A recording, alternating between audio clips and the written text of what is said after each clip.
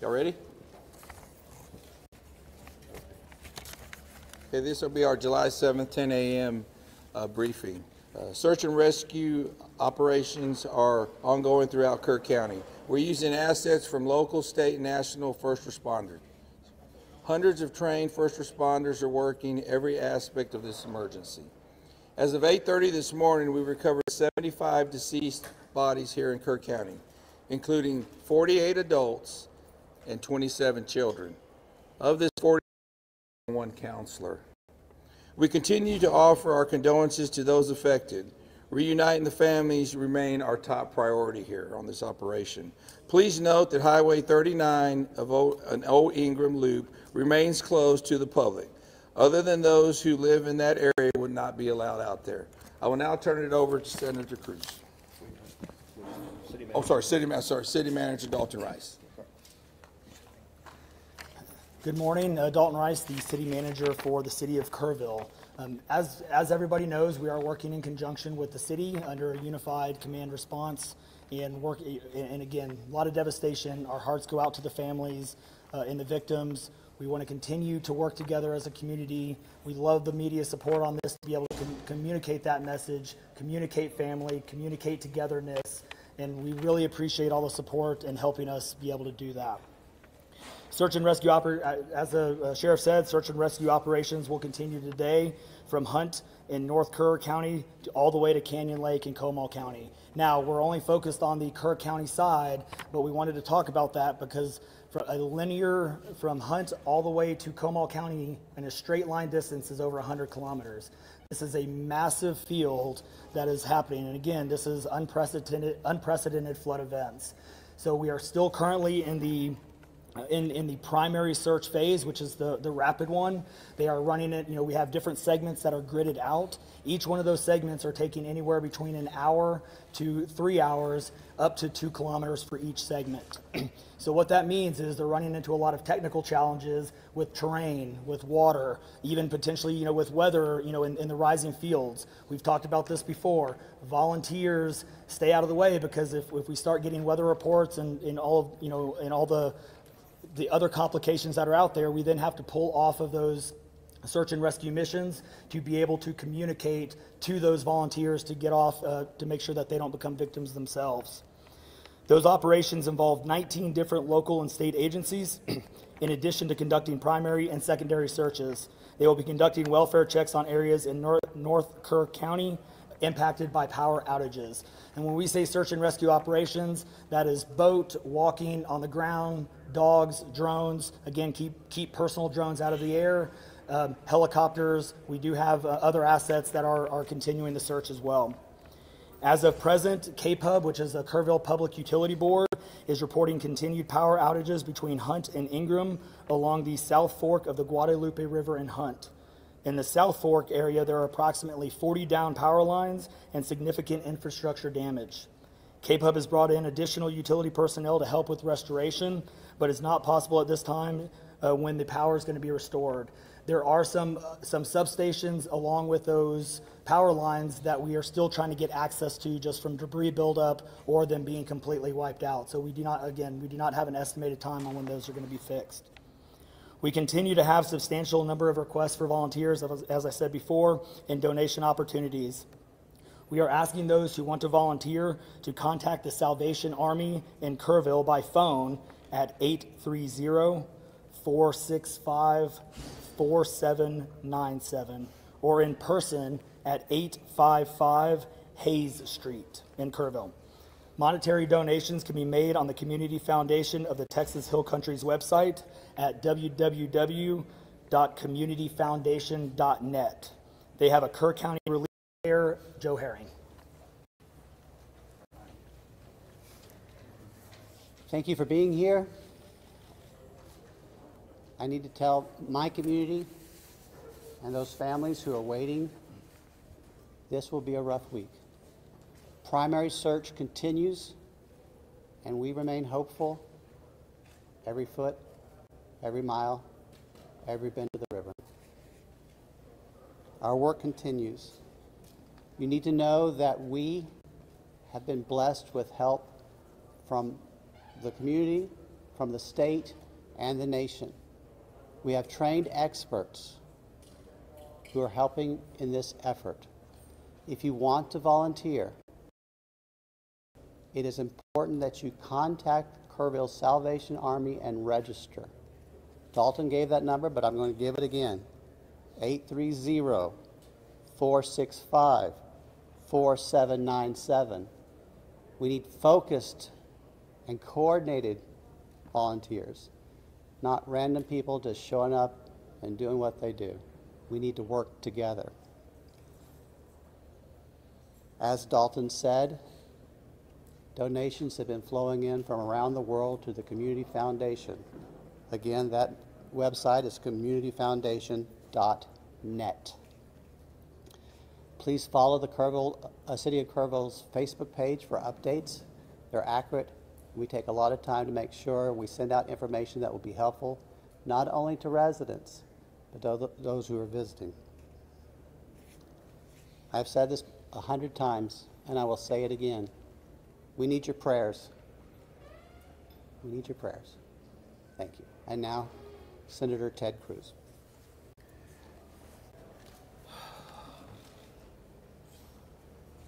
Texas is grieving right now. The pain, the shock of what has transpired these last few days has broken the heart of our state. As of yesterday, the confirmed death toll was 82, and those numbers are continuing to go up. The children, the little girls who were lost at Camp Mystic, that's every parent's nightmare. Every mom and dad. Last week, we were picking up our daughter from camp here in Hunt. Our girls have gone to camp here for a decade. The Hill Country is Texas part of the country. The natural beauty here is incredible. The camps that have raised generations of little girls and little boys and instilled character and love and faith are extraordinary institutions. And I'll tell you, the pain in our state, and it's every part of the state. You've got Texans from all over the state who were here celebrating the 4th of July. A week ago, this was a time of great celebration. You're dropping your little girl off at camp, your little boy off at camp. You're celebrating Independence Day. You know that your child is going to be swimming and canoes and horseback riding and doing archery and making lifetime friends. And then suddenly it turns to tragedy. For the last several days, I've spoken to multiple parents, scared out of their mind. Do you know anything? Where is my daughter? There's still 10 girls and 1 counselor from Camp Mystic that are unaccounted for. And the pain and agony of not knowing your child's whereabouts, it's the worst thing imaginable. But I want to say, in the face of all of this, it is simultaneously inspiring. Every time there's a tragedy, every time there's a natural disaster in Texas, Texans come together.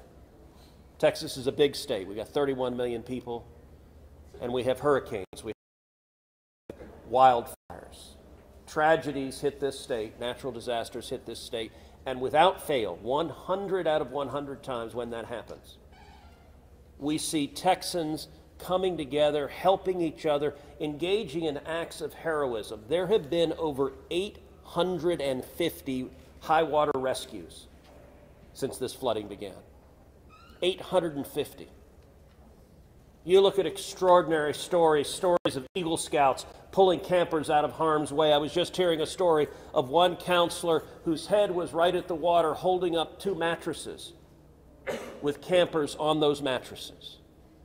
That kind of courage, that kind of selflessness. And then there are the first responders. The local first responders. I want to thank every one of the first responders at the local level, at the city level, at the county level, at the state level, at the federal level. In the first few hours of this flood, I was on the phone with Governor Abbott. I was on the phone with Lieutenant Governor Dan Patrick. was on the phone with Nim Kidd, the head of the Texas Department of Emergency Management, and then I called President Trump. I called President Trump. He was having dinner at the time. It was still transpiring. And I wanted him to know, I said, Mr. President, everything we're hearing right now, this appears to be bad, really bad. There may be a very significant loss of life unfolding right now in Texas. And I will tell you, the President said, Ted, anything Texas needs, the answer is yes. Whatever assets you need, whatever resources you need, yes, let us know, and we will provide everything. Within hours, we had helicopters, over a dozen helicopters in the air. National Guard, DPS, game wardens, Coast Guard, doing search and rescue, reaching down. We've all seen the videos of little girls being pulled up, hoisted out of harm's way. Incredible courage and heroism. Search and rescue is the first stage, but the process of coming together and rebuilding is going to take longer. And I will say to all the grieving families, to all of those who've gotten the worst news imaginable, that your little girl, she's gone. I will say for many of us, those are friends and neighbors who've lost children. Got multiple kids who go to school with my girls.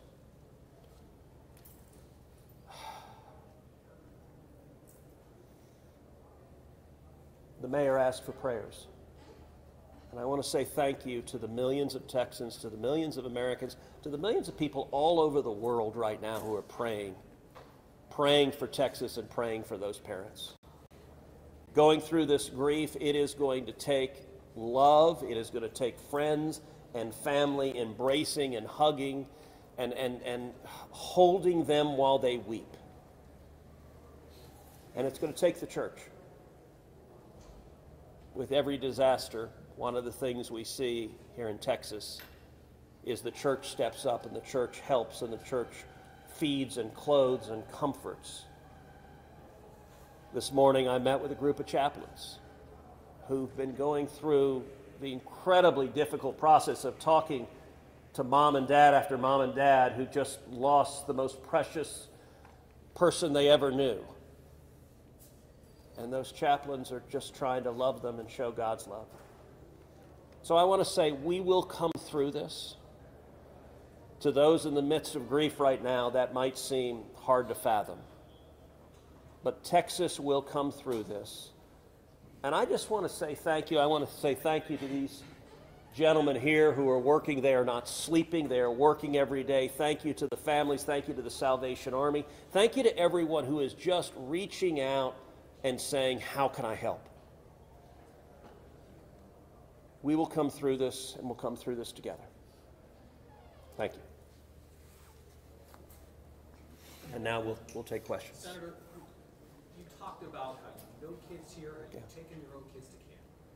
Was it ever communicated to you that there was a need, that it was a priority to have a warning system so people had a chance to escape something like this? Well, listen, I think anytime you're dealing with major rivers, there's a risk of flooding, and there's always been a risk of flooding, particularly on the Guadalupe River. I will say, in the wake of every tragedy, there are things that are predictable. One of the things that's predictable is that you see some people engaging in, I think, partisan games and trying to blame their political opponents for a natural disaster. And you see that with a hurricane, with a tornado, with a wildfire, with this flooding, where people immediately say, well, the hurricane is Donald Trump's fault. You know, look, I think most normal Americans know that's ridiculous, and I think this is not a time for partisan finger pointing and attacks. Now, after we come through search and rescue, after we come through the process of rebuilding, there will naturally be a period of retrospection where you look back and say, okay, what exactly transpired? What was the timeline?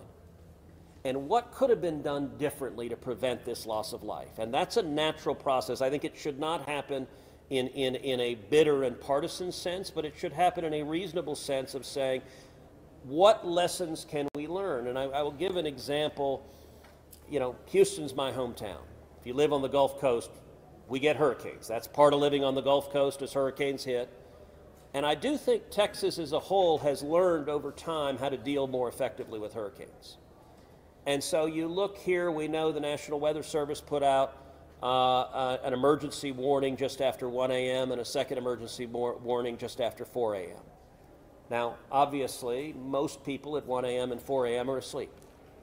And so I think we will have a reasonable conversation about, A, are there any ways to have earlier detection? And some of that, the limits of a flash flood, they're very difficult because they can arise so quickly. But everyone would agree in hindsight, if we could go back and do it again, we would evacuate particularly those in the most vulnerable areas, the young children in the cabins closest to the water. We would remove them and get them to higher ground if we could. Everyone would. The people in RVs by the river's edge. We know in disasters like this, RVs and mobile homes are particularly susceptible, whether a flood or a hurricane or a tornado, they're particularly susceptible to that. And so my hope is, in time, we will learn some lessons to implement to next time, and there will be another flood, there will be another disaster. But next time there's a flood, I hope we have in place processes to remove especially the most vulnerable from harm's way. But I think that's going to be a process that will take a careful examination of what happened and how can we implement processes better in the future to prevent this same loss of life. Senator, there were claims that the National Weather Service sent that first flash flood warning that should have alerted phones at 1:14 in the morning. But we have a federal public database maintained by PBS Warn, that says the first emergency alert wirelessly here in this area to Kerr County was not until after 9 a.m. That was more than 4 hours after the severe flooding had come to this area. Did you know that? Have you seen that? What's your response, knowing the state and cuts to the NWS in recent months by this administration? So I don't know the source for what you're saying. All of the public reporting I've seen is that there were two alerts that went out, one just after 1 a.m., one after 4 a.m. You know, I can tell you, I talked about the partisan finger pointing. I think there have been some eager to point at the National Weather Service and say cuts there led to a lack of warning. I think that's contradicted by the facts. And if you look at the facts in particular, number one, that these warnings went out hours before the flood became a true emergency level. But number two, the National Weather Service here, New Braunfels is where they were headquartered. They had additional manpower. In fact, they had 3 additional people working that night, anticipating that it was going to be a very dangerous weather situation. I also think it's worth noting that the National Weather Service Union, which has been very critical of the DOJ cuts, has publicly said that they don't believe that the reduction in staffing had any impact whatsoever on their ability to warn of this event. And so, look, I think it is reasonable over time to engage in a retrospective and say at every level what could have been done better, because all of us would want to prevent this horrific loss of life. But I think just immediately trying to use it for either side to attack their political opponents, I think that's cynical and not the right approach, particularly at a time when we're dealing with a crisis and we're dealing with grief. But does this make you question whether there should be cuts at the National Weather Service and FEMA? I know you've been supportive of FEMA. Look, I am very supportive of FEMA. I'm very supportive of the National Weather Service. They both perform essential roles, and I think it is critical at every federal agency, particularly when you're dealing with public safety, that we make sure that critical roles are maintained. That's a longer and broader discussion, but as I said, everything from the public evidence indicates that was not a contributing factor to what occurred here. Is it possible to get Dalton in just to talk about that and the National Weather Service alerts? Because there were escalating forecasts throughout the day from the National Weather Service. What did the emergency managers of the county and other local officials do with that information, starting at 1:15 and onward, where you had the dire river forecast at 6:30? Were emergency managers doing anything to put any processes in place to warn people on the river? So overall, we were preparing for the July 4th, weekend. So we had National EMR on site. We were basically stood up kind of a incident command post, if you will, to prepare for that event. So everybody was kind of up looking at weather. We looked at the weather before. When you looked at the National Weather Service, flood map, it spanned all the way from the west side of Texas, with Kerr County kind of being in that upper northeast corner of it. And so everybody, including the National Weather Service, was looking at where's the rain going to hit. We know it's somewhere in here, but with rain, especially when you're dealing with terrain, you got to figure out, sometimes you don't know until it falls. So once it starts falling, then you got to figure out, okay, how's the watershed going to do this? How's the science going to work? And when you have that north and south fork that we had talked about before, it all converged into one. We do know that a lot of the camps were looking at this just as much as everybody was. With the rainfall percentages, even the National Weather Service had looked at, and don't quote me on the numbers, but it's anywhere between 1 to 7 inches. We got significantly over that. And again, when it goes into very congregated areas and how that watershed shifts into the rivers, that impacts things. And so the camps, obviously, we've heard stories where campers were getting up. They were up at 3:30 in the morning. They were trying to move to higher ground. And the other interesting part of the terrain, and we've talked to UGRA folks as well. This is the headwaters of the Guadalupe. This is the beginning. This is where everything forms when it comes into the North and South Fork.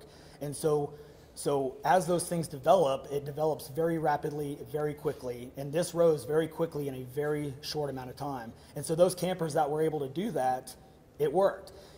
There's been the other question, and I'll just give this one out. Evacuations. Well, why don't we evacuate? Well, evacuation is a delicate balance, because if you evacuate too late, you then risk putting buses, or cars or vehicles or campers on roads into low water areas trying to get them out, which then can make it even more challenging, because these flash floods happen very quickly. That's what. Was there any, that in 1987, but was there any discussion about that earlier when it wasn't too late? Was there any discussion about that among the officials? So, repeat your question. Was there any discussion to evacuate or activate any emergency plans before it was too late, where it would be very dangerous like that? Well, so again, just like disasters in Texas everywhere, it's very tough to make those calls, because what we also don't want to do is cry wolf. We don't want to make sure that we activate it at the right time. It is very difficult, very challenging, especially with this. We're looking at 100 kilometers, right? That's a big straight line distance. That's not even along the river. These areas take a lot of time to get out to.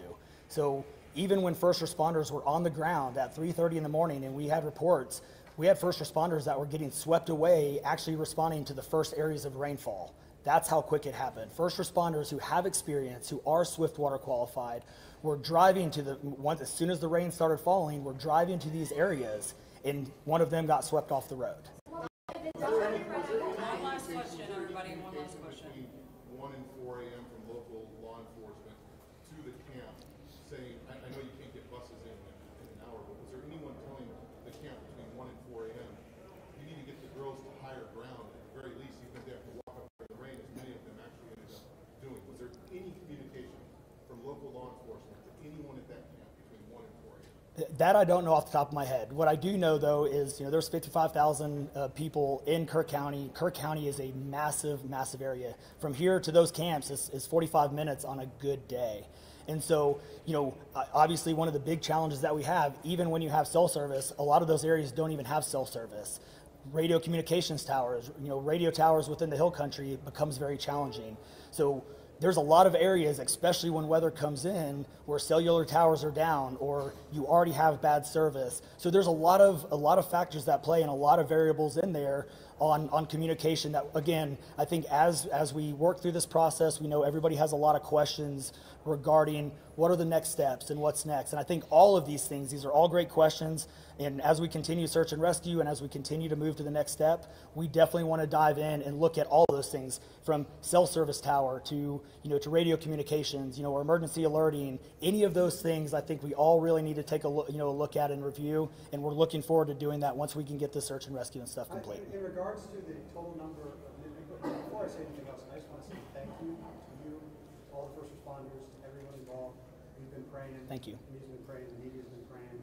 Thank you guys for doing that. I've got two questions. One, for you, to try to get an accurate count on number of missing? I know you can't. I know we don't know we don't know what we don't know. Yes. But do we know a rough idea on total estimates that we're still missing overall throughout the county? And then one other follow-up. This may be for Senator Cruz. A lot of speculations being made about this being somehow man involved with the weather modification, with some of the rainmaker technology, working with farmland. Do you think any of that, is there going to be any investigations into that, or can you communicate anything on that? Let me answer your first question. I'm definitely turning that second one over to him. So on the first question, with missing persons, so obviously we have the knowns, the can't miss it kids, which is the numbers coming down as the sheriff has stated, and then we have the unknowns. We don't know what we don't know. We actually have a 5 hotline line. It fluctuates between 3 and 5, but we're working on it. We get calls 24 hours, 7 days a week. We haven't hit the weeks yet, but we're still, taking in calls. We are collecting all that information. So we don't have a solid number that we're willing to talk about right now. We do know that it is a lot, because we also are getting a lot of fake calls. You're looking. This is a worldwide discussion, and we're dealing with scammers. Victims' families are being reached out to, saying that they have their kids, pay me money. It's heartbreaking. It's absolutely heartbreaking. We're dealing with with mental health issues, where people are calling saying they have visions. All of these things we're dealing with on a day-to-day basis, and we're having to vet this information, and it becomes very taxing on our people. Again, this is an extremely heartbreaking. This is, if not the worst, one of the worst disasters in this region in a very, very long time, even beyond 1987. And so, but we're Your best estimate here, like dozens or hundreds, or just to give people an idea? a lot. So, Yeah. yeah, let me. Yeah, Not to there. get into the weeds on, people are asking lots of questions, and where should we start the investigation? To the best of my knowledge, there is zero evidence of anything related to anything like weather modification. And look, the internet can be a strange place. People can come up with all sorts of crazy theories. What I know is a reality is that a whole lot of Texans are grieving right now. I will tell you, I was visiting with one parent who was talking about online, being harassed online because their information was public, that they had a little girl who was missing at Mystic. And look, there are a lot of people who are messed up, and my call for everyone, there's a time to have political fights, there's a time to disagree. This is a time just to reach out, support each other, go volunteer at the Salvation Army, give them money, go volunteer at your church, you know what I did when this happened? Just go hug your kids. Because I got to tell you, I hugged my girls with tears in my eyes, because every one of us who's a parent, there but for the grace of God go I. And nothing will fill the void in these moms and dads' hearts, but they'll make it through it. And every one of us, we have an obligation to come through and help them make it through it. And look, Texas will come through, and let me say, Kirk County, the Hill Country is incredible. It is beautiful. And these summer camps, Camp Mystic is an incredible Texas institution. For a century, it has made a profound difference helping young girls become strong women in Texas and across the country. And so, for me at least, I'm praying for these camps. I'm praying for all the campers, everyone implicated, everyone impacted, and I hope we come together and stand as one doing that. Thank you. Great, no more questions. Thank you, everybody.